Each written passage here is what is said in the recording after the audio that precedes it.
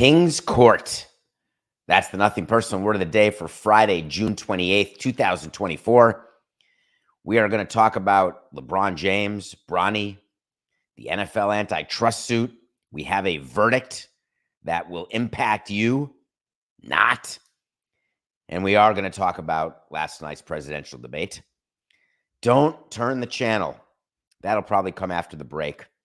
I'm going to ask you all a few questions. We're going to have sort of a debate, although it's just me here, but I'm going to have a debate with you. The first debate that we had putting the show together today, where do we start? I'm going to start with Bronny. The reason I'm going to start with Bronny is that there's a few misunderstandings. Let's start with this one. No, AD, Bronny is not going to help the Lakers this year. Yes, Rich Paul, you demanded that nobody draft Bronny James but the Lakers. Yes, Adam Silver, you and the NBA helped make sure that nobody was going to draft Bronny James but the Lakers.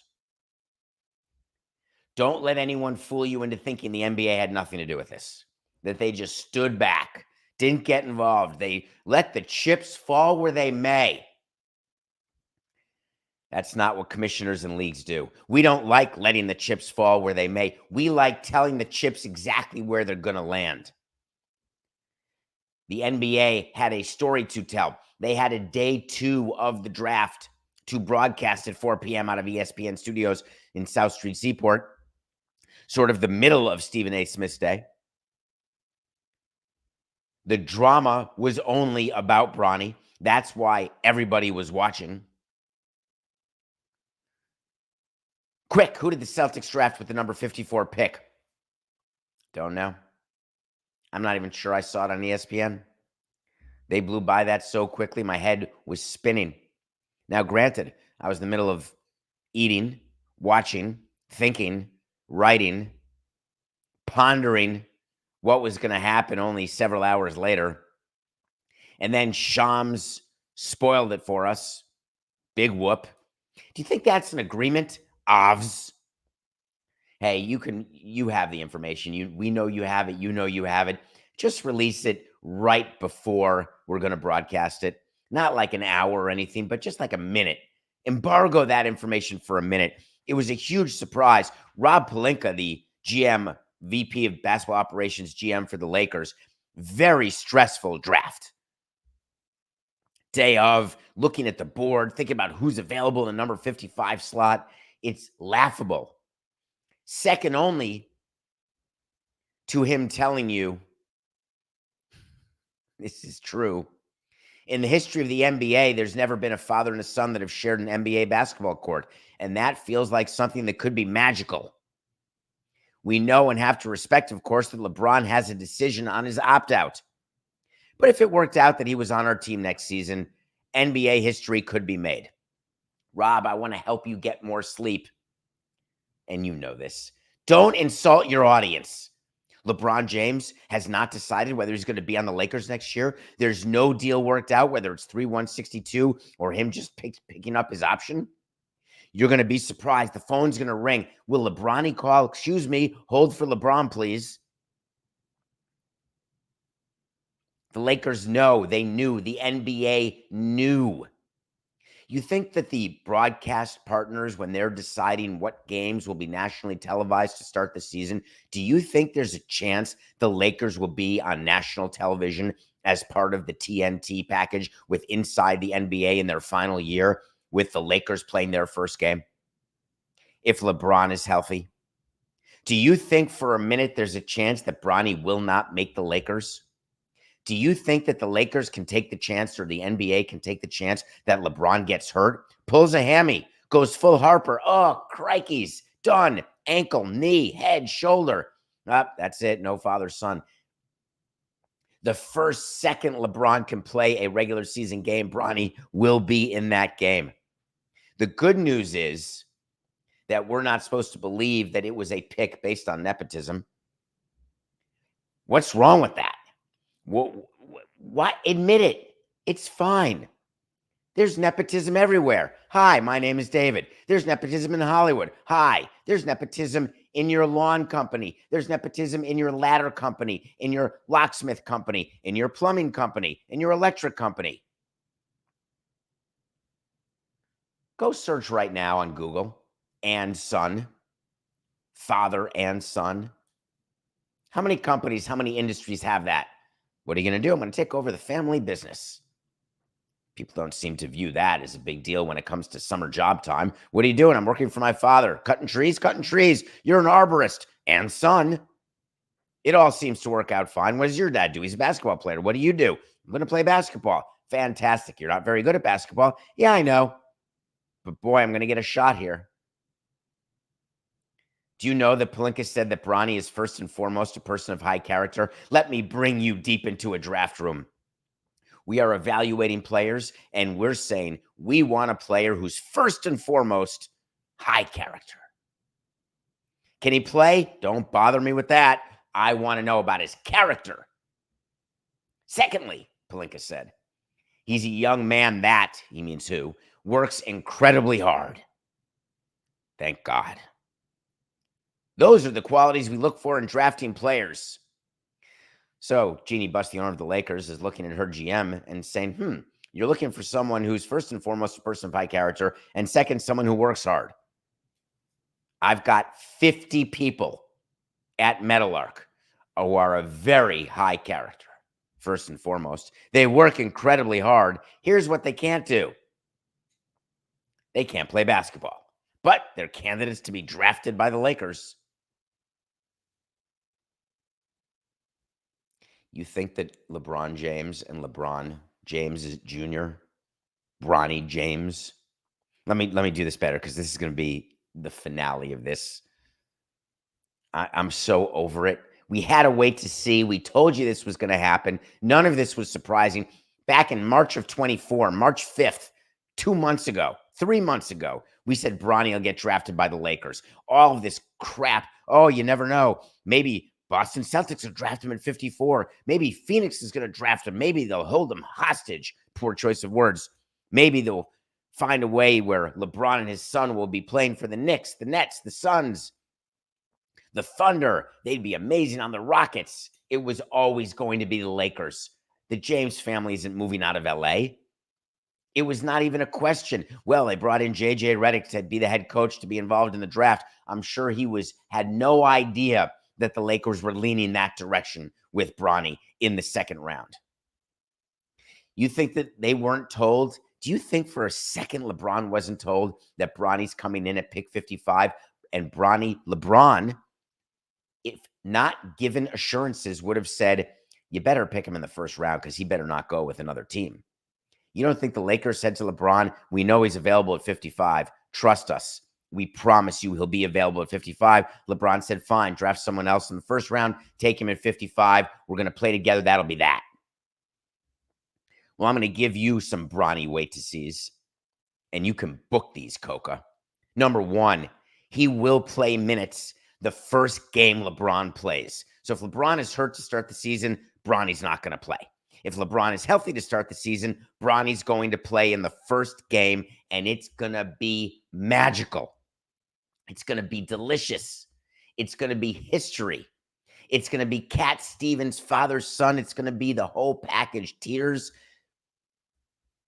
Are enough of you talking about the brilliance of LeBron James that he can still actually play in the NBA and have a kid young enough to have a kid that's then old enough to play in the NBA when he's still playing in the NBA? It's never happened. I'm all in. I love the storyline. I just want the honest storyline. The Lakers were always going to draft him. LeBron was always going to opt into his deal or sign an extension. It was always only going to be for the Lakers. But once they've got their moment, they take some photos. They do a deal for trading cards. They sign some memorabilia. They rip up the court and sell it in counter pieces. First time, father and son on same court, same time. Boy, I could monetize the crap out of that moment. A little James jersey, James squared, Bronny LeBron. Oh, I got a million ideas. Here's the thing. Bronny's barely good enough to be in the G League, if he's good enough to even be in that. My second wait to see about Bronny is he will get zero. Hear me out. Zero playoff minutes if the Lakers even make the playoffs. Zero. DNP CD at best. That's if he's still on the roster. Because the Lakers, if they promised LeBron James that Bronny would be carried all season long, maybe only through the first road trip so they could have a road trip together, father, son, that's not too weird, is it? So maybe they've promised him a road trip or two, but that's it. Would LeBron really want to play on a team or be in charge of a team where he has players, forget nepotism, where he has not the best 15 players available each night? Bronny's not getting playoff minutes. It's a big story, though.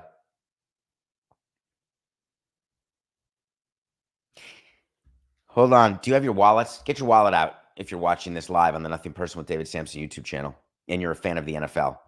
Or look in your bank account if you want. Get on your app. Get on your app and check out what you have. I've got a promise for you. You will not have more money tomorrow than you had today based on the verdict in the NFL antitrust suit. A lot of great headlines. Billions of dollars awarded in damages. Billions. $4.7 billion. I hope you were all thinking about Austin Powers, the movie, and Mike Myers. Here's what the suit was about. You're going to read a lot about it. I want to get it to you in very digestible, easy to understand talking points. There were people who got together and said, we want to sue the NFL because we believe you're making us pay too much for Sunday Ticket on DirecTV. And we found lawyers who were willing to make it a class action suit, and a court was willing to certify a class, a bunch of bars and a bunch of individuals, all of whom are saying it could have been way cheaper, and we're going to prove that. And the antitrust exemption that the NFL claims they have, where they can do broadcast deals with reckless indifference toward competition, that's for regular TV, not for pay TV. And we're going to bring it to court in front of a jury of our peers, and the jury's going to hear Roger Goodell testify. They're going to hear Jerry Jones testify, and they're going to come to a verdict that we've all been damaged. We are going to give refunds to everybody. $2,000 for you, Oprah. $2,000 for you, bar on the street. $2,000 for you sitting on your couch watching every out-of-market game. That will be a crisp $2,000 bill that you will receive. Hold on. Let me think about this. Never. The headline is that the NFL lost. The headline is the jury awarded $4.7 billion, and it could triple. It could be billions of dollars. There's something in our system, and we do have a judicial system that criminally and civilly actually works. When there is a jury award, that award is looked at by appellate courts. It's looked at by judges. It's looked at, could be, by the Supreme Court. No money is paid to anyone until the award is certified by the appellate court and the Supreme Court decides to not hear the case, or they hear the case and they uphold the lower court's ruling. The NFL is going to appeal this amount of money. Players, this is interesting. If the NFL actually has to spend, let's say, $200 million per team, the way the salary cap is, that actually will not have a direct impact on the salary cap, but it's not going to impact the progress of the game. The NFL is not going out of business. Nothing is going to happen bad to the NFL. But in this appeal process, what they are going to show is that this was an unreasonable award, that in fact the jury misunderstood and misapplied the facts and the law, and that the antitrust exemption that is good for the NFL and for broadcasting in general does apply in this case. The reason I think the NFL will win this on appeal is that the result of a loss, while you're thinking will be money in your pocket, what it really is that it will enable teams and the league to bifurcate, if not force leagues and the teams to bifurcate their rights. Meaning, if you want to watch the Green Bay Packers, you don't have to get the Sunday ticket. You can simply stream the Green Bay Packer games, those that are not on national television. But you're going to pay a lot of money to watch those games. You're going to say, this is my dream as a consumer. I don't want to pay $400 when ESPN was going to give it to me for $70. That's not what you should be thinking about.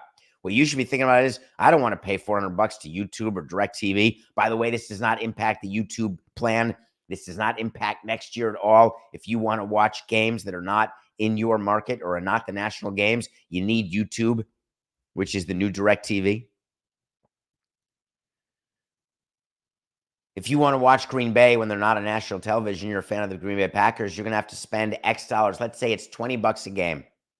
Let's just pretend that's the number. And then if you watch another game, that could be $40. So during the course of a month, if the Packers play 4 games and none of them are on national television, and you do not live in Green Bay because it's not on your CBS, on your free over the air, you're looking at $80 that month to watch your team. Now look at what the cost is if you paid per month for the NFL package to get every game. Be very careful thinking this was good for the consumer. Be very careful thinking that the result of this NFL antitrust suit, where you are going to have liberal people, you're going to have all sorts of people saying, this is a brilliant result. Finally, power to the people. Bring those big corporations down. Don't allow them to price gouge us. The NFL has more games available to you. There's games, what is it, Coca? Thursday, get Prime. Friday, not anymore unless it's Christmas or Black Friday. Saturdays in December. Sundays, there's 1 o'clock. There's a doubleheader, national doubleheader. Your team is always on. When there's a bye week and your team isn't on, they put free games on that may not be the team you love, but it's not like you don't get to watch over the air free, like rabbit ear type free football.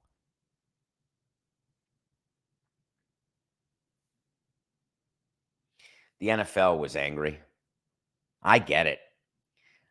I was a part of a bunch of class actions where there was risk of major awards. And the reason I thought NFL would settle this is we always wanted to settle. We never wanted Bud or any commissioner on the stand. Certainly didn't want any owners on the stand. Didn't want anyone knowing what we were doing. Didn't want anyone getting in our business because we're all private businesses and we're in the business of not opening books to anybody, showing you what's happening, telling you our strategies.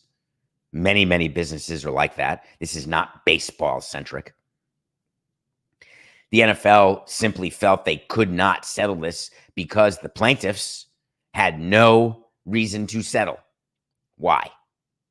Because the amount of attention the plaintiffs have gotten, the amount of attention the law firm, the amount of attention this case has gotten, that's the priceless part about this. The NFL was careful to say, quote, "We are disappointed with the jury's verdict today in the NFL Sunday Ticket class action lawsuit. We continue to believe that our media distribution strategy, which features all NFL games broadcast on free over-the-air television in the markets of the participating teams," we said that, "and national distribution of our most popular games," we said that, "supplemented by many additional choices, including Red Zone, Sunday Ticket, and NFL Plus, is by far the most fan-friendly distribution model in all of sports and entertainment." They're right. Did you hear what we were saying a few minutes ago about what the result of this is? How you're not getting any money in your pocket? How you're not actually going to have the ability to watch the teams you want to watch in a cheaper way? There is nothing related to this case. There is nothing related to this verdict that will in any way change how the NFL acts, number one, how other leagues act, number two, how you act in engaging with this content, number three, and giving you the ability to buy free Christmas presents this year because of this refund you're going to get. NGTH, not going to happen. I think we're going to have a couple of years now before we have to talk about this. They're saying months, but it won't be months. There'll be a bunch of hearings later on this summer where it's possible the verdicts can be thrown away, but then it's possible that the plaintiffs could have another bite. There's all sorts of legal angles here, which is what you want in your system. You want both sides to have the chance to go all the way, to take it all the way, to be heard by as many possible courts as possible before a decision is done. This is the system we have. This is the system that works. You are watching this system now in action.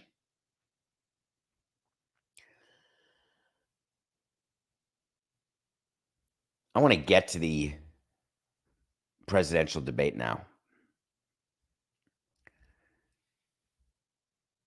I've been collecting my thoughts since 10:30. Do you want me to break first, Coca? Okay, I will. After the break, we're going to get to the debate. That'll give me an extra few minutes to get my thoughts even more together. We'll be right back.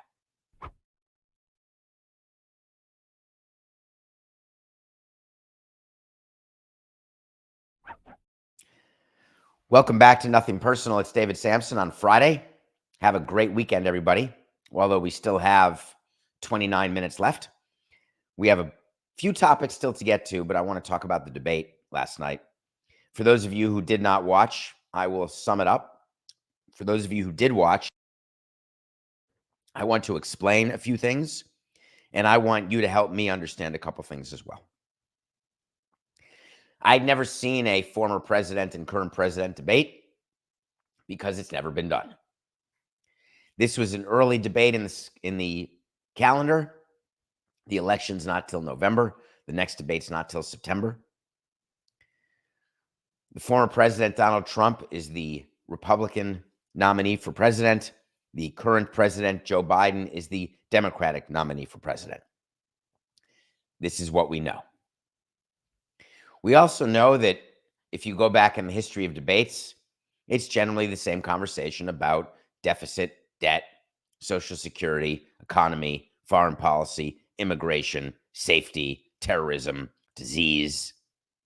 Generally, it's the same topics.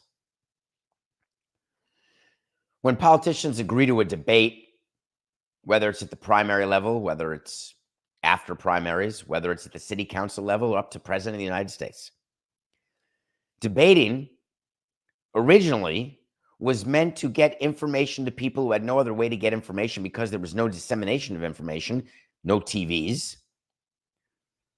no Twitter. A debate was supposed to explain to you what a person thinks so you can decide if you agree with that person, and then you cast your vote accordingly. Somewhere along the line, debates no longer became about that because if you wanted the issues discussed, you could go to the websites that the candidates have at any level of government. If you want to understand what a candidate thinks about a topic, you can follow them on Twitter. There are many, many ways. Debate is not one of them.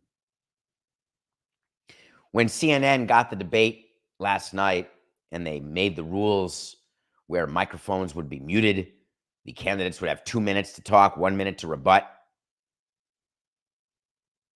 no studio audience. What do you think the purpose of the debate last night was from both sides? Because what you heard is there were days of strategy. President Biden was secreted away in Camp David prepping. Donald Trump was in Florida for 2 days prior getting prepped on issues. If you are on Trump's side, you had one goal in mind, and that was it. The goal was to make sure at the end of the debate that everybody looked at you and said, you seem to have your marbles. Joe Biden's camp had one goal in mind. At the end of the debate, they wanted people to say, hey, I've got energy and I've got my marbles. That was it. This was not about understanding what they have or have not done on immigration, what their view is of Ukraine, Russia, the economy, Israel, though I'm going to get to some of this. Under my scorecard of I've got my marbles and the other guy doesn't, there was a clear victor in last night's debate, and it was Donald Trump. If your scorecard were based on false claims and lies, the clear winner was Biden, who lied himself plenty. For those criticizing Donald Trump for not answering questions, you're not a very good debater. You don't have to answer the question of the moderator. Donald Trump had talking points. He made them. The moderator said, in your 38 seconds remaining of your 2 minutes, would you like to answer the question we asked? And sometimes he did, sometimes he didn't. He doesn't have to. People are criticizing the Democratic Party for putting Biden on stage. How could you do this? Elder abuse, I heard someone say. If the Democrats had someone better who they thought would be able to win the presidency, when you know that incumbents have an advantage, a significant historical advantage, the Democratic Party, the Democratic leadership would have done something. What you heard last night is the Democratic leadership is now panicked. They're going to try to do something. They're going to talk to Biden and say, are you sure that you want to go through with this? Are you willing to step aside? Is there anyone, Michelle Obama, is there anyone who will step up and take your place? We can't win the election with your performance like that. And to that, I say, why not? When you cast your vote, you're not voting for just Biden or just Trump. You're voting for their administrations. You're voting for the people that they surround themselves with. I don't care what side of the aisle you're on. I encourage you to watch the 29-minute John Oliver on this year's election. It's 29 minutes of your time. It doesn't matter that he's extremely liberal and hates Trump. Watch and learn, and then do some reading. Learn about Trump, his administration, what he plans to do when he's president. Don't listen to the absolute insanity of, after I'm elected, before I take office, I will end the Israel-Hamas war. After I am elected, there will be no more Russian invasion of Ukraine. Don't listen to that. Don't listen to Biden telling you that the Border Patrol supports me. They don't. Don't listen to Biden say, I've got an 8 handicap. Trump has a 6. Who cares? You should be embarrassed you talked about golf. Mortified I was. Don't listen that no troops were killed under Biden. That's not true.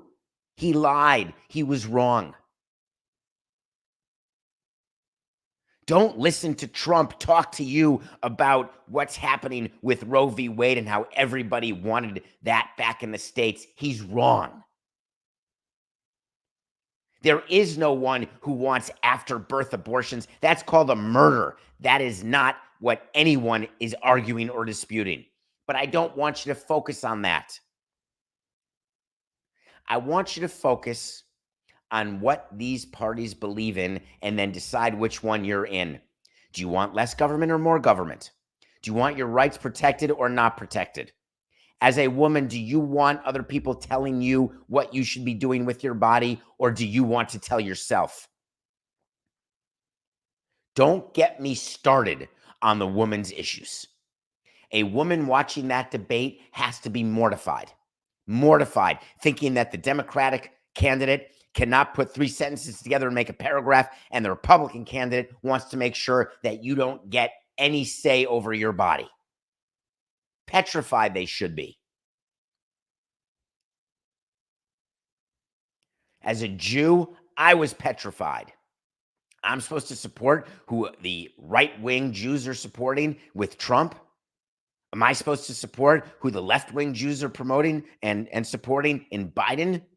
And then I relaxed, took a breath, and said, no, let's talk about administrations. Let's talk about cabinets. Let's talk about platforms. Let's talk about the power the president actually has.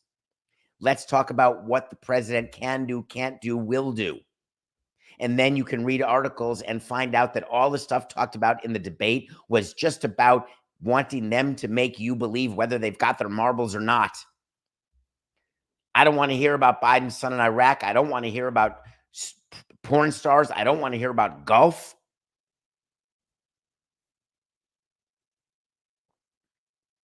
I don't want to hear Trump say that Iran had no money when he was president. It's just wrong. Am I upset that Trump didn't acknowledge what January 6th was and what his role was? Yeah. Yes, I am. He can be honest, but he can't be to his hard right base. But he can be honest about what that was, not answering what he would do if there were an election where he lost. Biden not being at all forthcoming about his failings as president, where inflation is, where the economy is, where we are with opioids.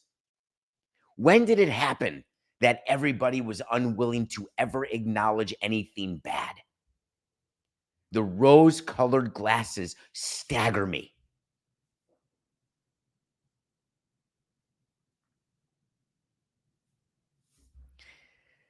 Can I please just show you one video that sums up one of my thoughts on this? He is. Look, I'd be happy to have a driving contest with him. The reason I got my handicap, which when I was vice president, down to a 6. But by the way, I told you before, I'm happy to play golf with you if you carry your own bag. Think you can do it? That's the biggest rival. He's a 6 handicap of all. I was an 8 handicap. Yeah. 8. But I have, you know how many? I've seen you swing. I know you swing. Okay, let's not act like. That's what I lost it. I admit it. I'm in sports. I've been in sports a long time. Business, politics, been interested in politics since I was that kid in elementary school, interested in politics. What people are saying, how they're saying it, studying their styles, learning how to be a talker, because I knew I would be a talker because I was always a talker. Always trying to make sure that I was not wasting people's time. That stays with me to this day. Did you watch that video? You'll never get those 30 seconds left, and you had to revisit it twice, and now that's a minute of your life, and I apologize for showing it, but my point to you was, do you look at that exchange and say, I am proud? I don't care what side of the aisle you're on. Do you look at that exchange and say to yourself, we're in trouble? Don't be fooled. We're not in trouble. You need to vote for the party that best represents the way you believe you want to live and others around you should be allowed to live. You need to vote with a party, not a person. When you vote for a person, you are woefully over-indexing the power of the person. And I get it. I get that we tell you it's the most powerful office in the world. I get that we tell you it's one of the 3 branches of government. I get when we tell you President of the United States, Commander-in-Chief of the Armed Forces. But as important as those titles, however ceremonial they may be, is what that president comes with. So dig a little deeper. Read the extra article. Don't be convinced by the pundits you're going to hear today saying Biden's done, the election's over, Trump wins. Maybe it's so. But if you vote for Trump because of the way Biden performed, then you're part of the problem. If you vote for Biden because you don't like that Trump paid off Stormy Daniels, then you're part of the problem. I want you to vote for a candidate because you understand the issues that each party represents, the power of the parties. Then decide what issue. If you're a single issue voter and your single issue is Israel and you believe that Republicans are better with Israel on Israel, vote Republican. Fine. If you're a single issue voter when it comes to women's bodies and women's rights, vote for the Democrat. Fine. If you're a single issue voter on the economy, vote for neither. Fine. It's not fine to vote for neither. You got to vote for somebody. In conclusion, as it relates to the debate, there will be a lot of fallout from this debate that will fade over the summer months, that will reappear as we head into the conventions and as we head into the next debate in September. Do not allow the noise surrounding the debate, including the pundits who are saying that the Democratic Party is panicked, including the pundits who are saying the Republican Party has its dream come true. It's the equivalent last night of a 20-point lead in the first quarter of an NBA. It doesn't matter. There's so much game left to be played. If Biden actually steps down, the Republicans will look at this day as the worst day in their party's history because they want to run against Biden. They don't want to run against a Biden replacement. So many more opportunities for you to educate yourself on the issues, not on the noise. Put the earplugs in and educate yourself. Part of educating yourself is knowing when to fade me and when not to. We are in a major fade David mode now in our nothing personal pick of the day. We had Flaherty pitching well against the Angels. He gave up 5 runs. The Angels got shut out by the Angels shut out the Tigers. We are now 82-100. I don't recall ever being 18 games under 500. I'm despondent beyond repair. Extremely frustrated. As a team trying to trade Jack Flaherty, that performance stinks. He's going to start again. If you're a team trying to acquire a pitcher, you sort of acquire him as a mid to bottom level of the rotation guy. Don't give up a big piece, but be willing to give up sort of a low-level prospect. Flaherty did himself no favors. The Tigers did themselves no favors, and we end up losing the game. I've got 2 picks for you this weekend because I'm not giving up. Tonight, we've got the Yankees and the Blue Jays. How are the Yankees doing? Terrible. 3-10 in their last 13. They've given up 7 or more runs in 8 of their last 10 losses. The Yankees look like the Yankees of last year when they didn't make the playoffs, but they got out to such a hot and heavy start that they were the best team in baseball for a while, that the expectation was they'd be the best team throughout the course of the season. Meanwhile, they're going through one of those stretches that makes you think, I hope it's just a stretch. I hope this is not who the Yankees are. You're saying that about Garrett Cole too, aren't you? If you're the Blue Jays, you're saying we can't win a game. We've got Kikuchi here. We don't want to even win a game. We want Rodgers to sell. No, we don't. We want Rodgers to buy. No, we don't. We want Rodgers to just please care. That's the owner of the Blue Jays. Blue Jays are in last place. Their season's over. I said it to Blair and Barker yesterday, and I apologize for it. No, I don't. I don't apologize. It is what it is. The Blue Jays are in last place. They're not making the playoffs. I was wrong about them this season. There is no recovering. It is June 28th. It's done. They do not have the type of team that will go on one of those crazy runs the teams have gone on through August, September, where all of a sudden they became a juggernaut and they go on a 20-2 run. NGTH. Stroman, -120 over Kikuchi and the Blue Jays. That's the pick tonight. Sunday, it's Corbin Day. Patrick Corbin gets the start Sunday. You know how we do with that. I think it's the only games I've won recently. We're taking the Rays over Patrick Corbin on Sunday. That is the nothing personal pick of the day. How despondent are people in Philly right now? Just out of curiosity. Philly lost to the Marlins yesterday, but that doesn't matter. Philly has something much more important they're waiting for today, and I would not have waited. Bryce Harper pulled up lame hamstring issue, needs an MRI. I want him in the tube last night after the game. I'm not waiting. I'm not waiting. We did not wait. We had the players in the tube immediately. Let's find out what the heck we're dealing with. Harper will get in that tube, and the Phillies will then make an announcement about the number of weeks he's going to miss. They have not put him on the injured list yet. He's going on it. He will not play in the All-Star game, which is too bad. He's the leader in All-Star voting. It's another blow to baseball. Having Harper there, I would make Harper go to Dallas, but he doesn't even have to. Maybe he will. Good guy. Become a good guy. I'd like him to go, sign autographs, make appearances, but he's certainly not going to play in the game. If his hamstring pops, he could miss 2 months. 2 months, and we're ready in July, sort of July. This is our last show of June. Our next show is going to have the June baseball recap. That's Monday. That's the day we're also going to Chicago for a live show, Coca. Boy, we got a busy week coming up. Kyle Schwarber felt his groin pull. The guy never plays the field. That's why I can't stand full-time DHs. Can't stand it. I want Stanton playing the field. Don't tell me he's soft. I want him playing the field. I want Schwarber playing the field. He's terrible, but you know what happens when you put him in the field? You reach down and say, oh, that hurt. Last thing I reached down for was the donut. And I don't mean Duncan. I mean the thing you put around your bat. So Schwarber's hurt. Harper's hurt. We're going to find out. It's going to be bad. How do you protect your players?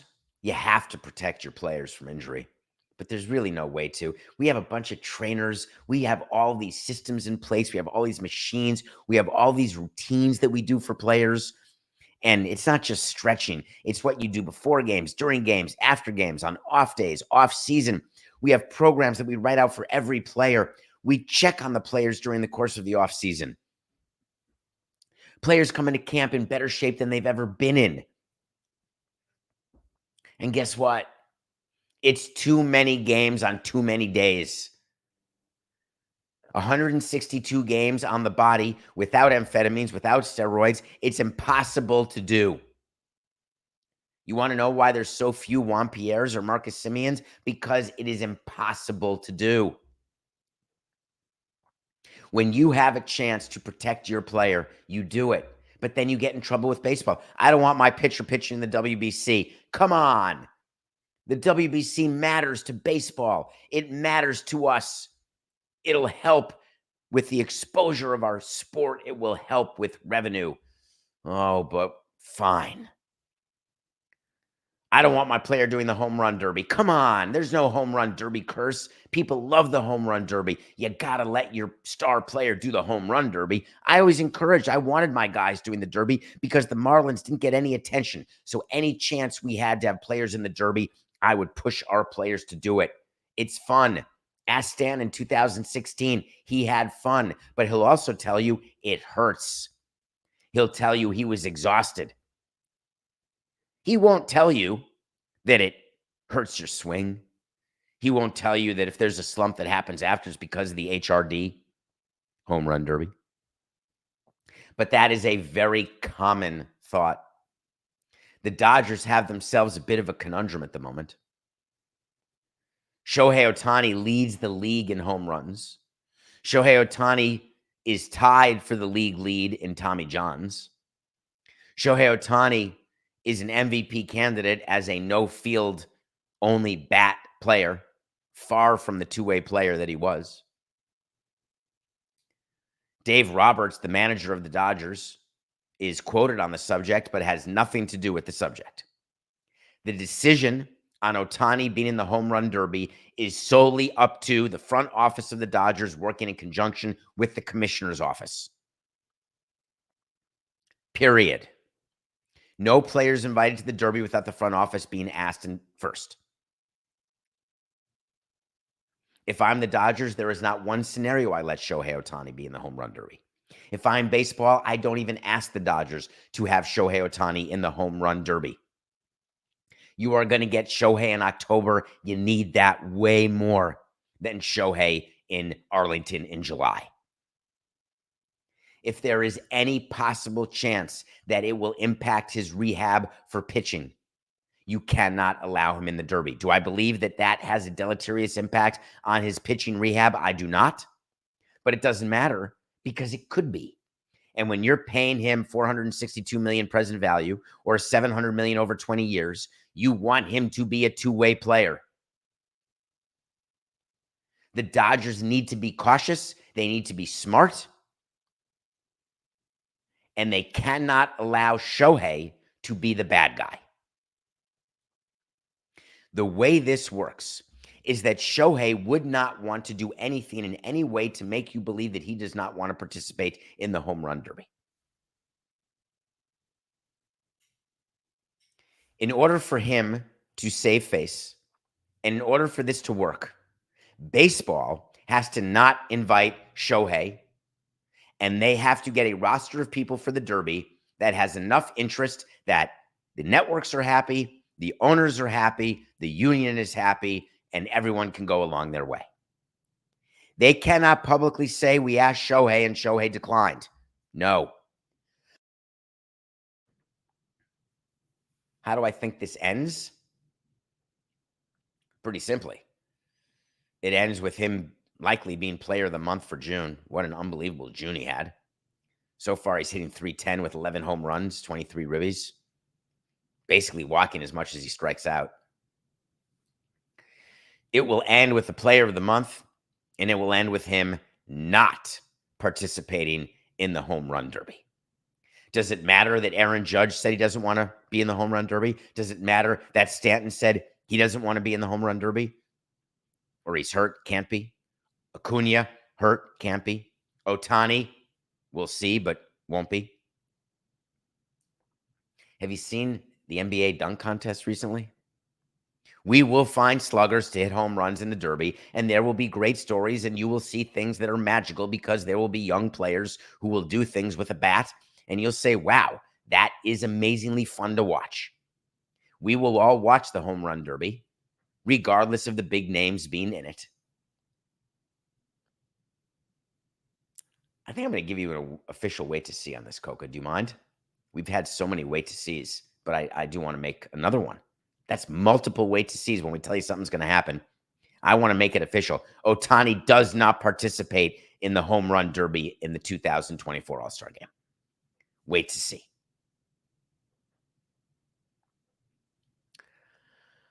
I want to end the show on something going back a little bit to politics. Just a little bit, and it's about Stephen A. Smith. Stephen A. Smith is a free agent. Stephen A. Smith reportedly wants $25 million a year. Reportedly, ESPN offered him $18 million a year. Stephen A. Smith wants to get into politics, wants to get a talk show, wants to spread his wings, wants to do NFL. Stephen A. Smith wants to go full Yertle the Turtle, and I dig it. I don't believe that it interests me to watch him being videotaped walking into an arena as though he owns the place. But guess what? Many of you do, because you engage with him on all sorts of different platforms. Did you see him doing debate prep on News Nation? It's not Newsmax. News Nation with Chris Cuomo giving his view of the debate, tweeting about the debate. Don't say to Stephen A. Smith, stay in your lane. Stephen A. Smith is the expressway. He should be the expressway. I want to be the expressway. I don't want to just talk about baseball. I want to talk about business. I want to talk about politics, entertainment. I am absolutely seduced by the microphone and the platform. If I can admit it, why can't Stephen admit it and be okay with it? And if there is a market that will pay him that amount of money, don't begrudge him that. The head of programming at ESPN started preparing you for the fact that, hey, we don't really need him for First Take. It's month over month, 24 months in a row, the greatest thing ever. But we can move people in and out. That's what heads of content have to do. They can't make you get married to one voice, one person, because we could disappear like that. If you are Meadowlark, you got to be saying to yourself, it can't just be Dan or Pablo or Samson or Amin or Stu or Billy or Mike or any of us. It has to be all of us. ESPN, it can't be about one anchor, one host. It has to be about the products. You have to be able to survive anything. Stephen A. Smith has every right to maximize his worth in the free agent world. Players do it. If you don't want to listen to him talk about politics, turn the channel. If you don't want to listen to his hot takes that are so ridiculous that they defy reason, or they're just made for the purpose of being hot because you all love that sort of tea, watch it or turn the channel. But the proof is with you. These people with microphones don't get paid the amount of money they get paid out of the goodness of the heart of the people paying the money. None of us do. We get paid because of you, which is why we're so thankful to you. Without an audience, who am I talking to? Every day, the loyalty you have for Nothing Personal, every day, the loyalty you have for the Sporting Class, for all the different things I do. I get it. I don't take it for granted, and I work my ass off. So does Stephen A. That deserves your respect. His willingness to spread his wings, broaden his horizons, all of that deserves your respect. He's allowed to look in the camera and say it's just business. We're going to be back Monday with a live show. Have a safe weekend. Thank you for being with me. This is Nothing Personal.